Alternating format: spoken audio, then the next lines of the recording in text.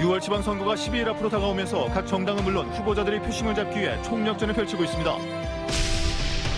전남적 단체장 후보 상당수가 수사받거나 고발돼 벌써부터 후유증이 우려되고 있습니다. 사법 리스크가 역대 최고입니다. 현대상호중공업이 자동차 혁신센터를 새로 꾸리는 등 인력난 해소를 위해 본격 나섰습니다.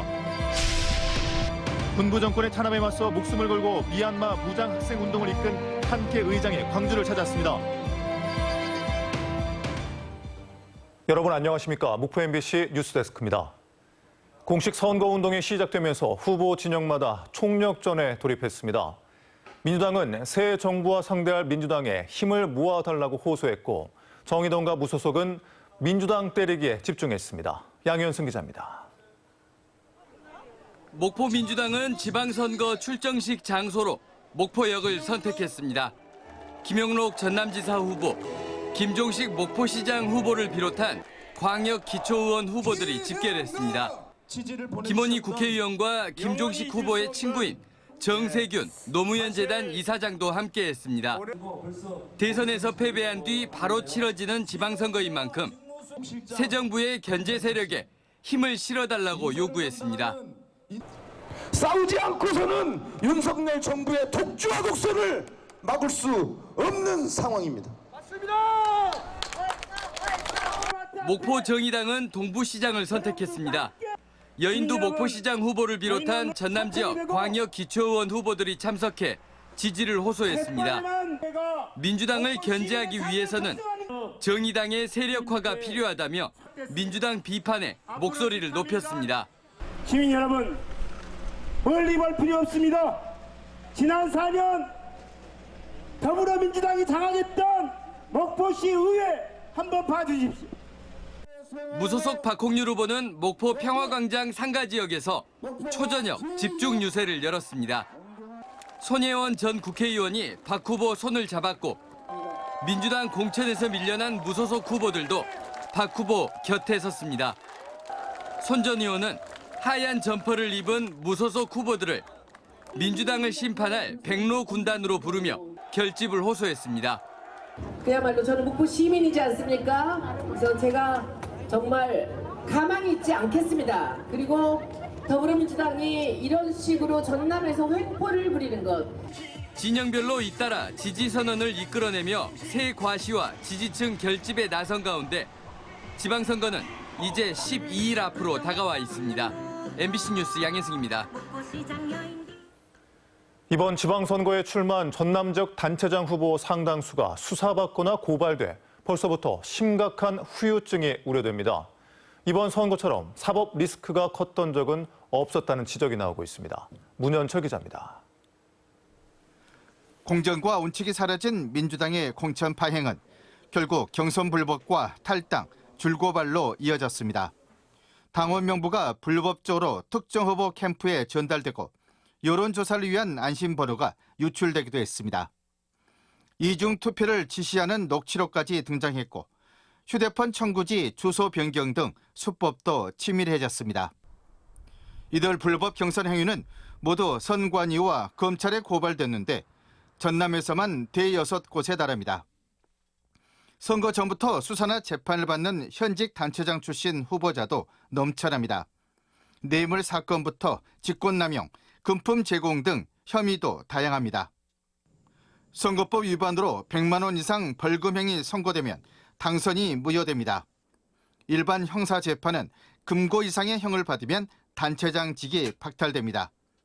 당선 무효형을 받으면 막대한 시민 혈세가 들어가는 재선거를 또 치러야 합니다. 그 전까지 행정 공백도 불가피합니다. 역대 최고의 사법 리스크를 안고 치러지는 6월 지방선거. 선거마다 항상 미워도 다시 한 번이었던 호남 유권자들이 이번에는 어떤 선택을 할지 주목됩니다. MBC 뉴스 문현철입니다. 국민의힘 전남도당이 성명서를 내고 민주당은 선거운동을 할 자격이 없다고 비난했습니다. 국민의힘은 민주당이 뇌물 공여 혐의나 불륜 의혹을 받거나 음주운전에 배임 수재로 징역형을 받은 후보들까지 대거 공천했다며 이들 후보의 공천을 철회하고 도민에게 사과해야 한다고 주장했습니다. 전라남도 선거관리위원회가 사전투표 전날인 5월 26일까지 전국 동시 지방선거 정책 공약 바로 알기 주간을 운영합니다. 중앙선관위 정책 공약 마당 사이트를 접속하면 모든 후보자의 선거 공보와 단체장 후보자의 5대 공약, 선거 공약서를 볼 수 있고 후보자 공약 한눈에 보기를 통해 정책 분야별 공약을 비교 확인할 수 있습니다.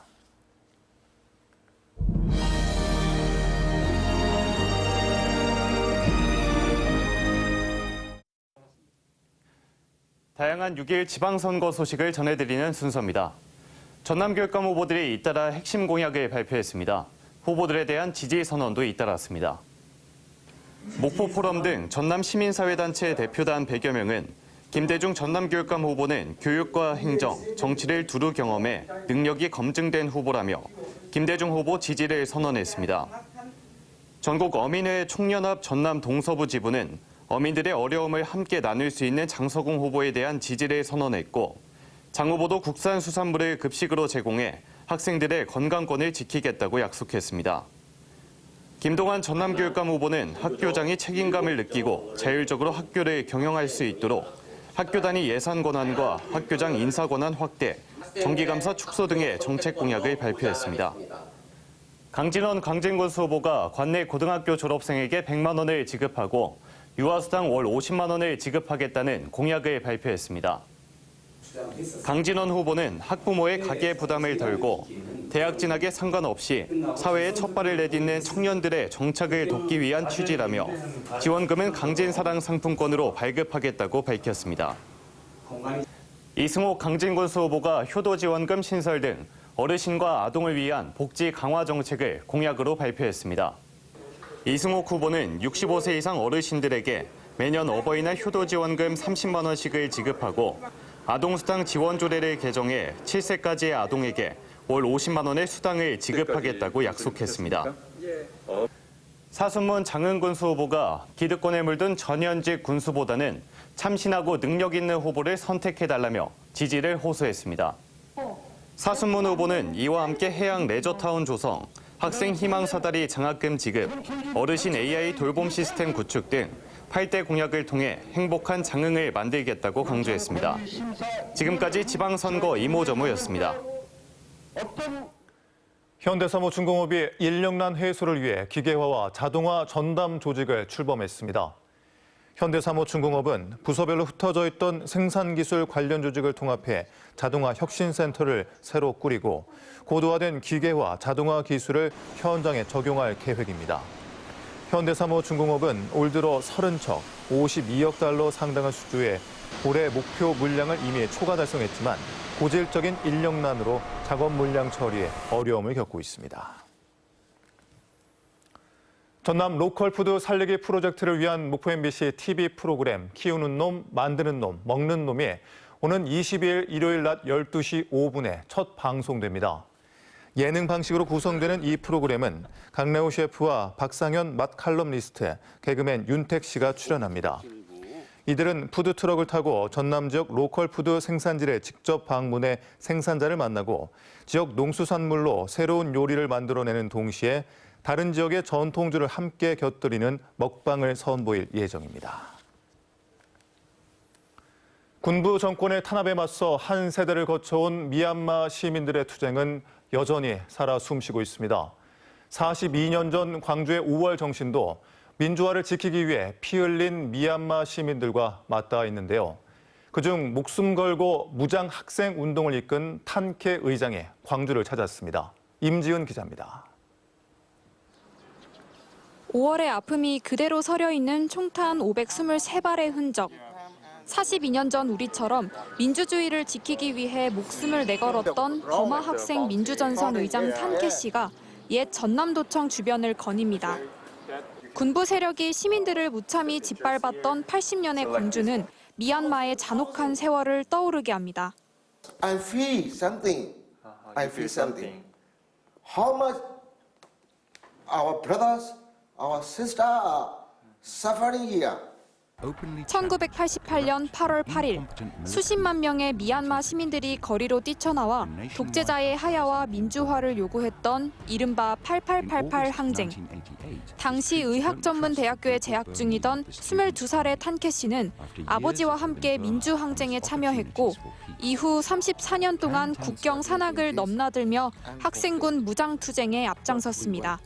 군사 독재 정권에 의해 테러리스트로 낙인 찍히기도 했지만 칼 한 자루 없이 전선을 오르고 지뢰밭을 건너는 등 미얀마의 민주화를 위해서라면 몸을 사리지 않았습니다.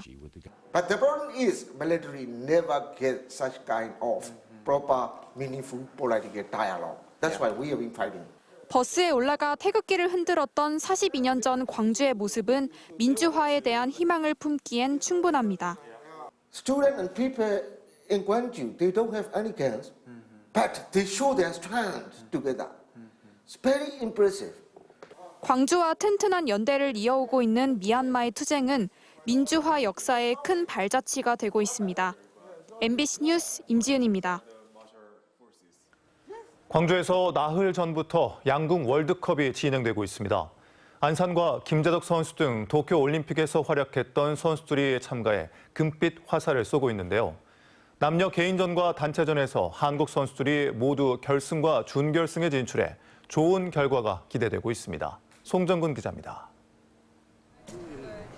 도쿄올림픽에서 사상 첫 올림픽 3관왕에 오른 안산 선수, 남자 단체전에서 금메달을 획득한 김재덕 선수, 도쿄올림픽에서 활약했던 세계 정상급 양궁 선수들이 광주에 모였습니다. 지난 17일부터 광주에서 양궁 월드컵이 열리고 있습니다. 이번 월드컵 대회에서는 컴파운드와 리커브 종목별 남녀 개인전과 단체전, 혼성전이 열리고 있습니다. 양궁 종목은 활의 종류에 따라 컴파운드와 리커브로 나뉘는데 올림픽 정식 종목은 리커브만 채택돼 있습니다. TV로만 보던 양궁 경기를 실제로 와서 보니까 너무 신기하고 좋고요. 저희 한국 선수 1등 했으면 좋겠습니다. 화이팅! 화이팅! 나흘 동안 치러진 경기에서 한국팀은 남자 컴파운드 단체전에서 동메달을 획득했습니다. 남녀 리커브 단체전은 결승에 나란히 진출해 있는 상태이고 오는 일요일 광주여대에서 결승전이 진행됩니다. 특히 오늘 열린 여자 개인전에서는 학교 선후배 사이인 최미선 선수와 안산 선수가 준중결승에서 맞붙었는데 최미선 선수가 승리를 거뒀습니다. 일단은 제가 좀 낮은 점수를 쏜 편도 있었고 해서 딱히 아쉽다기보다는 이제 상대방이 잘 쏴서 제가 졌기 때문에 후회는 없다고 생각합니다. 산이는 정말 최고의 선수기도 하고 그런 최고의 선수기도 해서 좀 긴장이 많이 됐고요. 그래도 이제 저는 그 경기에 최선을 다하려고 생각하면서 활을 쐈습니다. 이번 양궁 월드컵에는 38개국 260여 명의 선수가 참가했고 총 10개의 금메달을 놓고 기량을 펼치고 있습니다. MBC 뉴스 송정근입니다.